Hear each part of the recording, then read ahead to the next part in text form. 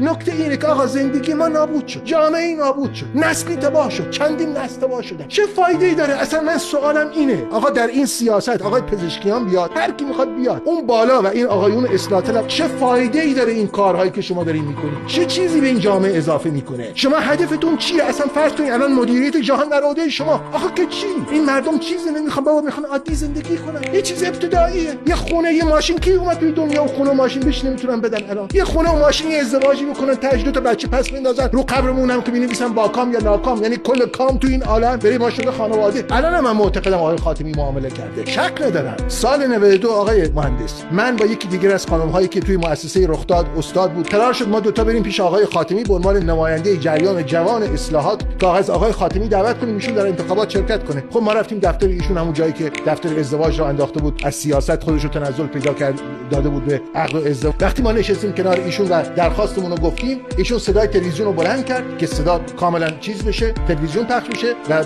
چون به ما گفت که اینجا شنوده، سراتون رو بیارین نزدیک من. ما سرامون رو بریم نزدیک ایشون. عین همین جمله، عین این جمله، این که دیگه خودم بودم دیگه، که نظام سیاسی تفنگ داره، اسلحه داره، رسانه داره، این داره، اون داره، این داره، اون داره، میخواد اینجوری هم کرد سر به تن من نباشه. بعد شما به من میگین من کاندید بشم؟ خب اگر مؤمن مسلمان، اگر تو معتقدی با چنین نظام سیاسی روبرو هستی، چرا در انتخابات شرکت میکنی؟ یا شما تنزل دادین همه چی رو به یک خانواده سیاسی، یک خانواده ساختن، همه با هم در ارتباطن، همه با هم در ازدواجن، همه با هم در پیوندن. چرا صداقت ندارین؟ چرا این گونه با مردمتون رفتار میکنین؟ دیگه در واقع کنش سیاسی به این معنایی که مد نظر ماست بی معناست. شما چه رأی بدین چه رأی ندین، هیچ اتفاقی در سیستم نخواهد افتاد.